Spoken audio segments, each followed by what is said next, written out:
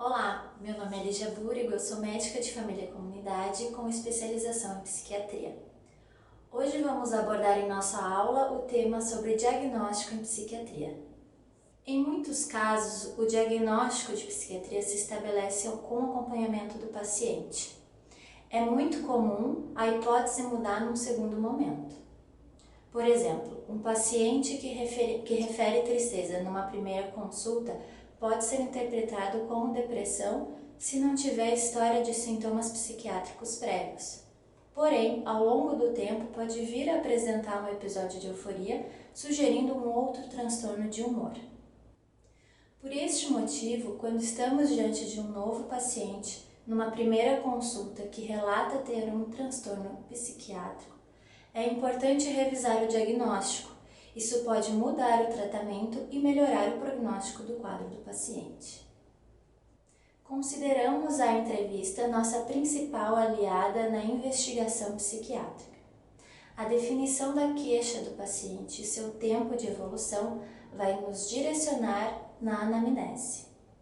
É importante ter claro a história de sintomas prévios psiquiátricos, em que momento se manifestaram, tratamentos anteriores com psicofármacos ou com psicoterapia, resposta a estes tratamentos e história de internações psiquiátricas prévias vão nos auxiliar na formulação diagnóstica e também na determinação da gravidade do caso.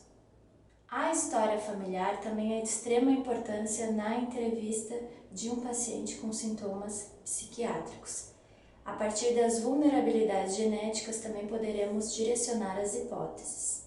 O uso de alguma substância pode explicar os sintomas do paciente. Por exemplo, um paciente com humor deprimido na abstinência aguda de uso de cocaína. Mas também o uso de alguma substância pode estar associado a um transtorno psiquiátrico, como uma comorbidade. Avaliar o impacto do transtorno nas atividades diárias do paciente pode nos ajudar a definir a gravidade do quadro. Mas o fato de o paciente continuar a trabalhar sem alterar sua rotina não diminui a relevância do diagnóstico e nem da indicação do tratamento. Outra questão importante é avaliar a rede de apoio do paciente, se mora sozinho, se tem suporte familiar. Isso vai nos ajudar na avaliação do transtorno, assim como na definição da conduta. Fatores estressores auxiliam na compreensão do sintoma relatado e não devem diminuir a sua importância. Por exemplo, um paciente que passou por uma separação conjugal e se apresenta com um humor deprimido pode ser encarado como uma situação justificada para o momento. Mas não devemos esquecer que eventos de vida desfavoráveis podem desencadear um transtorno psiquiátrico ou serem consequência de uma condição ainda não diagnosticada. Também é importante lembrar da possibilidade de doenças físicas. As condições clínicas de um paciente podem desencadear ou piorar um transtorno psiquiátrico, como seria o caso de um paciente idoso manifestando agitação e mudança de comportamento. Neste caso, devemos excluir causas infecciosas ou outras condições que possam explicar o quadro antes de firmar um diagnóstico psiquiátrico. Neste quadro, podemos observar condições associadas a sintomas de doenças psiquiátricas. Sabe-se que pacientes com cardiopatia isquêmica podem desenvolver depressão, e esta, quando não tratada adequadamente, piora o prognóstico da doença clínica. Um paciente com queixa de palpitações, sufocamento e sensação de morte pode ser diagnosticado com ataque de pânico e, na verdade, apresentar uma arritmia cardíaca. Portanto, é importante afastar causas orgânicas através da anamnese, exame físico completo, identificação de comorbidades e medicamentos em uso. Exames complementares devem ser solicitados quando necessários na investigação.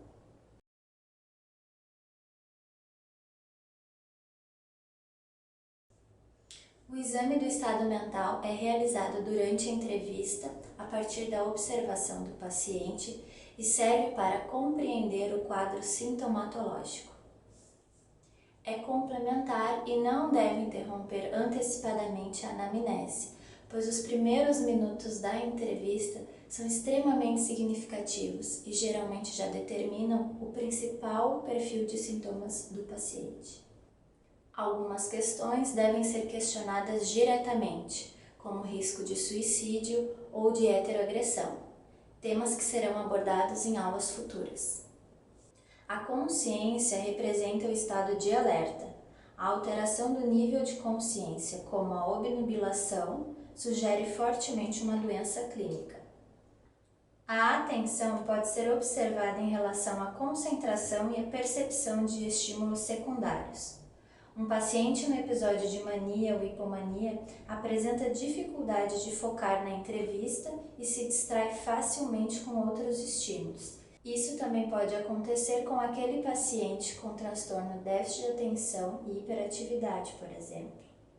A sensopercepção é avaliada pela presença de ilusões ou alucinações. Quando não informada espontaneamente, pode-se perguntar ao paciente se ele escuta ou vê algo que outras pessoas não percebem, identificar o conteúdo dessas alterações e esclarecer se há voz de comando ou não. A orientação é avaliada em relação ao espaço, questionando ao paciente o ano que ele está vivendo e o local da consulta, e em relação ao autorreconhecimento, perguntando para ele a sua idade e seu nome. Alterações na orientação também são altamente sugestivas de doenças físicas, ou podem estar presentes em quadros de dissociação ou de esquizofrenia. A memória é percebida pela narrativa dos fatos. A memória remota se refere a acontecimentos do passado, a recente das últimas horas, e a imediata pode ser testada durante a consulta ao solicitar que o paciente repita 3 palavras citadas pelo examinador. Deve ser ativamente investigada quando é parte da queixa principal do paciente ou de seus familiares. A queixa do paciente geralmente indica seu humor. Pode estar triste, eufórico, irritado, angustiado. Para esclarecer melhor, podemos perguntar como o paciente se sente, ou se anda mais desanimado, para baixo, irritado, impaciente ou ainda cheio de energia ou muito feliz. O conteúdo do pensamento também nos dá pistas diagnósticas. Pode ser sobre sentimentos de perseguição, medos irracionais, sensação de culpa ou de inutilidade e ideias de grandiosidade. A alteração do curso de pensamento como a fuga de ideias, isto é, um assunto emendando no outro, fugindo da ideia inicial, sugere estados de mania, por exemplo. O comprometimento da inteligência nos leva a pensar num quadro de deficiência intelectual que pode explicar alguns sintomas. Para a confirmação, são necessários alguns testes específicos.